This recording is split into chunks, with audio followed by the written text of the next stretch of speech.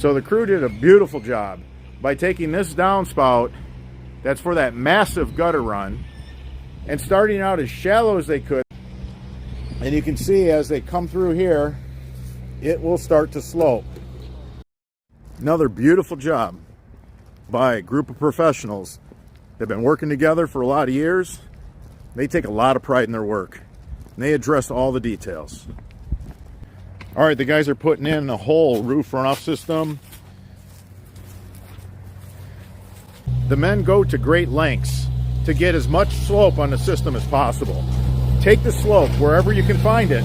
Take the slope. If it's there, create slope. People always tell me my yard's flat. You can still create slope. We're taking the main discharge line to this ditch. We're going to be able to empty out this line completely. It's not going to hold any water. We have a lot of slope on this main line. We're running a main line of 4-inch. This is the extra heavy duty. This is a really strong single wall corrugated pipe. What's nice is there's no glue fittings, just one long 100-foot roll of pipe. This is beautiful. You don't have to worry about pipes separating. You don't have to worry about glue joints separating. You don't have to worry about glue joints coming apart and tree roots getting in it. Look at that, one long discharge line. 100-foot roll of extra heavy duty, solid 4-inch single wall pipe. Beautiful. Now right after these downspouts, we have to have sediment traps because we want to keep the line nice and clean. After every downspout, the men are putting in a sediment trap. Doing a beautiful job. Beautiful job. That main runs all the way around the house. The guys just did an incredible job. So these sediment traps, anywhere where you see one of these turf restrictor plates and a solid plug, there's a sediment trap catching all the shingle gravel. That way it doesn't plug or clog the line. The guys did a great job coring underneath the sidewalk. They tunneled underneath that sidewalk, and then they cored the concrete. So they had a tunnel under the walk. They cored that. They were able to pull a piece of 3-inch corrugated pipe through there. Did a beautiful job. Really, really nice job the guys did. This is a whole house roof runoff system.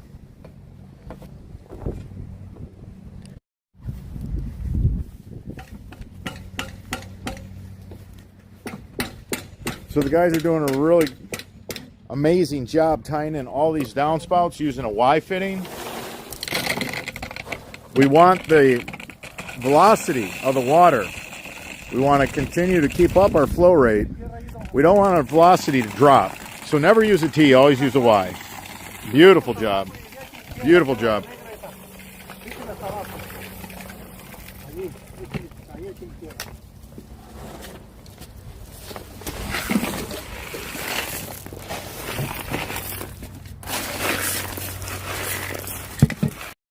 All right, so when you're doing the adjustment to grade, whether you have just one lift and you only need 2 inches of surface, whether you need 4 inches, just wanted to show you how these stack. We're really deep down the side of this house, so we needed to go 3 risers high. We needed to drop it 6 more inches. Then we go right ahead with our turf restrictor plate. See just how smooth the interior is. It's really nice the way these slip together and they lock together.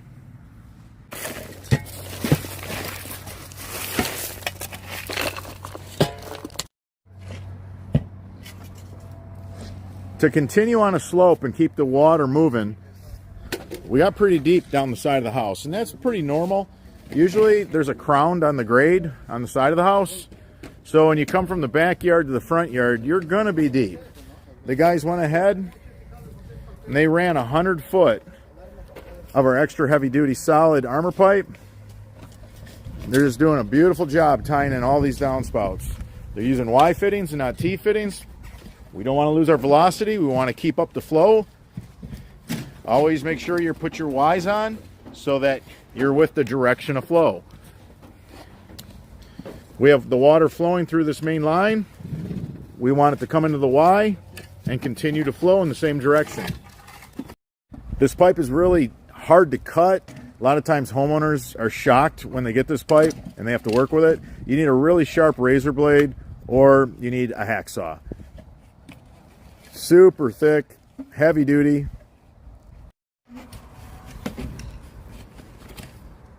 It has just enough flex. There's just enough flex with this pipe to where you don't have to use a 45 fitting. In a lot of cases, you can just use the Y fitting and just flex the pipe a little bit, just arc it a little bit. Beautiful job by professional crew. Amazing. Really nice work. Really nice work. And this discharge line, there's not a single seam in it. That's by design. Use your short pieces for when you're just going from your leaf filter to your catch basin. Just like that spoil right there that's been cut off this 100-foot line. You know, they'll use that from like a leaf filter to a catch basin.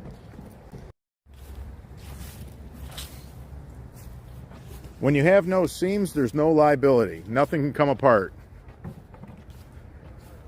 One long discharge line that wraps around this house. The only time it got cut is when we had to do a tie-in, and then the guys tape up those connections really well with a super sticky, super stretchy tile tape. These connections will never come apart. Really, really nice. There's going to be an inline catch basin right there. That's going to catch all the shingle gravel. Super easy to clean the shingle gravel out of that 90 fitting.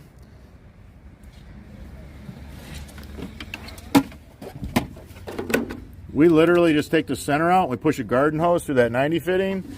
Any shingle gravel that's stuck in that 90, doesn't matter. It could be PVC, it could be corrugated pipe, it doesn't matter. The shingle gravel falls off the roof and it just piles up right in that fitting right there. Because you're asking water to change directions, it loses a lot of energy and it drops all the shingle gravel. So if you take a garden hose and you push it through this hole, look, this screen comes out really fast. Look at that. So now you put a garden hose through there. You just run some water and you just push it through that 90 and you push all the shingle gravel right into the sediment trap where it's super easy to reach in and get the shingle gravel. It's a beautiful system designed by the contractors that are installing it. That way you can be guaranteed to have a commercial grade underground buried downspout system. Really nice.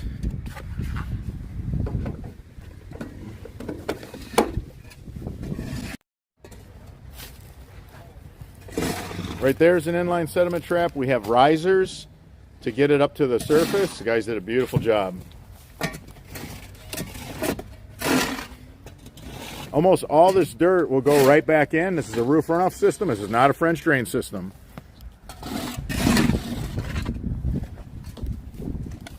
We had to put stone just underneath the sediment traps. We drill a couple holes in those. That's it. So this is all the dirt that's left. Look at that. The guys did an amazing job. They pack all that dirt in. They get rid of all the air pockets. They want to reduce the amount of settling that we get because we don't want to have a callback because this trench settled. The 4-inch main pipe does take up some volume, so that's where this little bit of extra dirt comes from. Not too bad. There's just a couple wheelbarrows here, and they used all the dirt off these mats.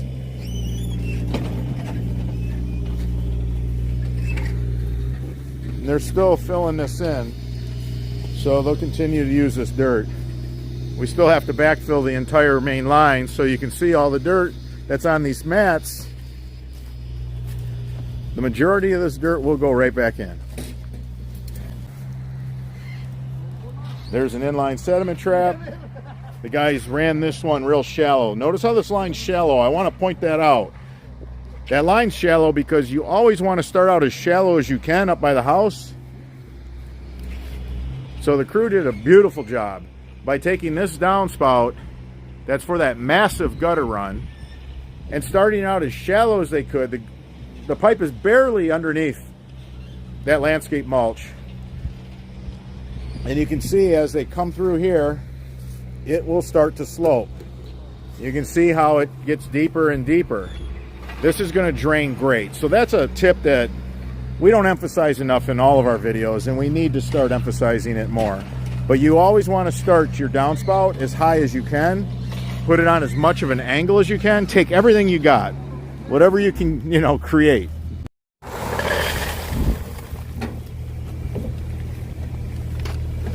The guys went ahead, they poured gravel around the catch basin, some nice drain stone. They drilled some holes in that inline sediment trap. Basically, we take this inline sediment trap, we go ahead and we drill some holes in the bottom. You can see right here, we got some guide holes. It'll hold 1 gallon of shingle gravel, so it's pretty impressive.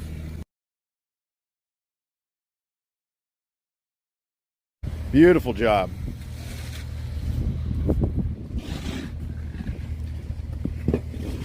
Really nice job.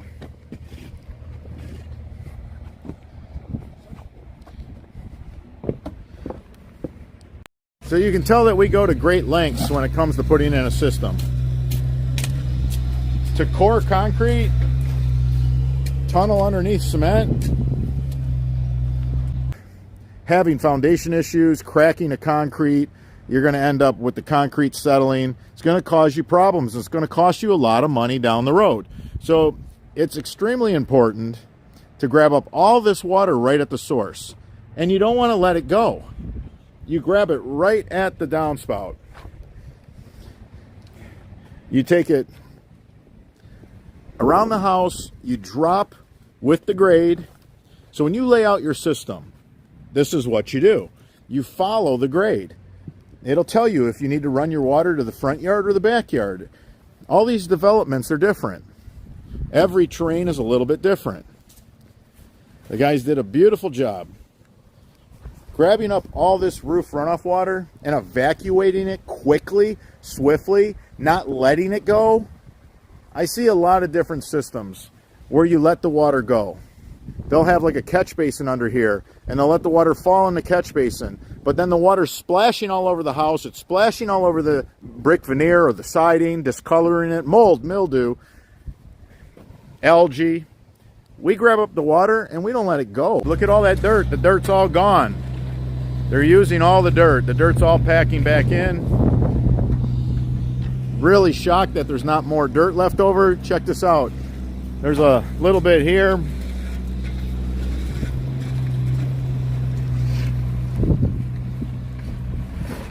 Little bit here. They're starting to collect the dirt that's left over.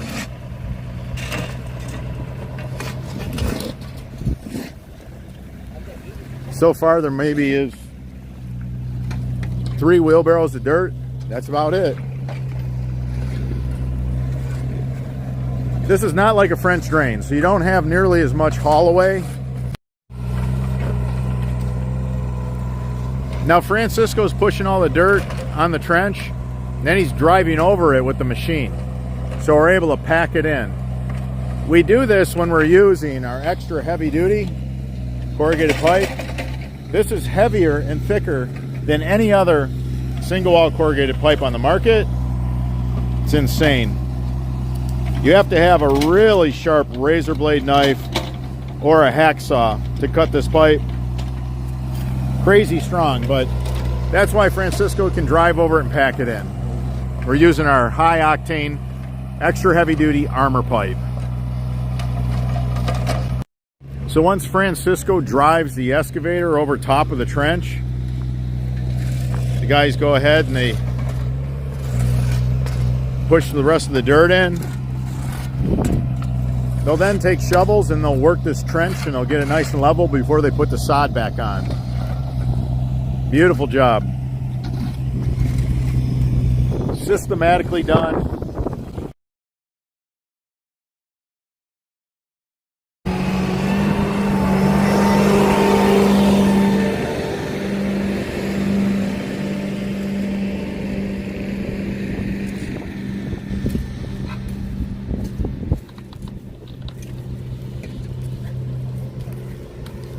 So this is what we had left after a couple hundred feet of trench.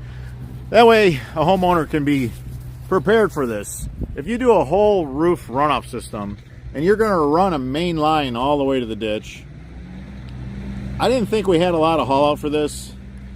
Certain soils compact a little differently, and every once in a while you have a low spot in the yard or low spot up by the house, so you end up repurposing some of the dirt. This is a small dump trailer. It's not like our big gooseneck that we use for French drains, so this is not very much dirt, but this is what's left over. This is all the spoils that's left over from this roof runoff system, so just be prepared. Now if you use a 3-inch line, and you do mostly 3-inch lines, you take them to pop-up emitters and you're not putting a 4-inch main in, you have a lot less dirt. Anytime you're going to have more than 2 downspouts on a system, you want to go to a 4-inch main. I wanted to put the 3-inch pipe next to the 4-inch pipe so you can see the difference. So we'll run up to 2 downspouts on a 3-inch pipe. It's super easy to install, definitely DIY friendly. You're not going to have any leftover dirt to speak of. You'll be able to pack all the dirt back in, and you're not going to dig nearly as deep. You can see how much bigger this 4-inch pipe is. There's going to be more excavation for this 4-inch pipe. It's going to be a deeper dig, it's a wider trench, and then when you hit a sprinkler line, it's a real problem. It doesn't really go over or under a sprinkler too well, so you got to cut the line and route it over or under the pipe. The 3-inch, it'll go under or over a sprinkler pipe. I actually think for DIY, 3-inch, really a friendly pipe to use. All the final details right now, this is what makes a difference. The guys cleaned everything off. We got the self-leveling caulk. Beautiful. Sediment trap in line. Another sediment trap right there in line.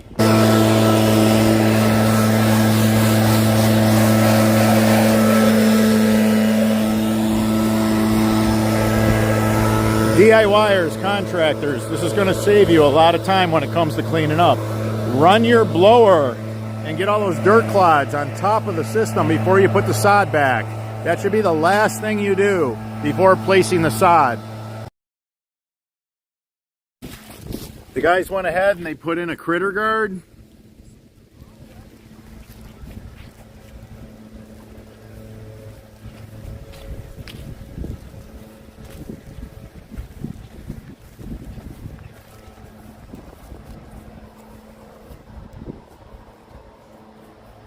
If you cut it out with a sod cutter, it goes together like a puzzle.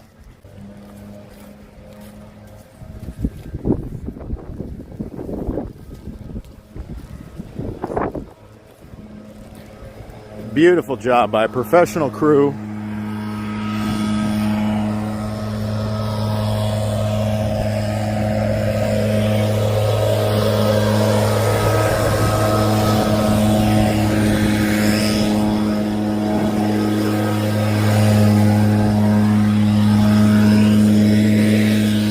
This is what we use. This is the self-leveling sealant for concrete right here.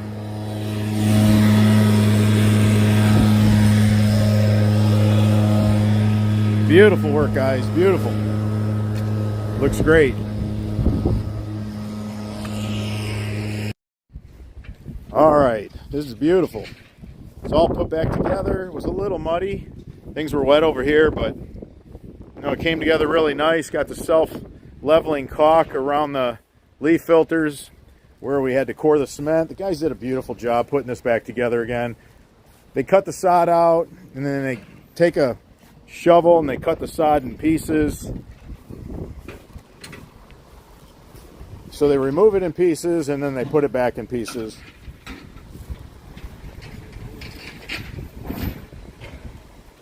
The bark mulch was really thin here, so we weren't really able to repurpose any bark because it was all decomposed. But there's a leaf filter. People always ask, how close do you put an inline catch basin? If there's no big trees or shrubs, like off the corner of the house, and for example, there's not a big shrub right here, that's a perennial, no big deal. So you can put it like 3 feet off the house, is fine. That way you don't have to push the hose very far to get the shingle gravel out of that elbow. Just push all the shingle gravel that just comes off the roof and just plops down off the roof, comes down the downspout, and literally just piles up. So you just take a hose, you push it through, super easy. Really easy to pop this and just clean it out. Restrictor plate, the grass can grow up on the plate, and you can still take a screwdriver, pop this out, clean this out, put this back in. This is just a pressed fit, so super easy to maintain, super easy to maintenance it. Look at this. Grab the leaves, take the leaves out. You only have to do that in the fall. Do it in the fall, that's it. You know, when the leaves are really bad for a few weeks, check it. This line is going to last forever. We used a virgin pipe, no recycled materials. It's extra heavy duty. Took it down to the ditch, discharged it in the ditch. We got sediment traps throughout the entire system. We didn't have to use any pop-ups here because everything's on a main. We have a 4-inch main line for this whole system. A lot of people always want to know how many downspouts we put on a 4-inch line. Got one there, 2,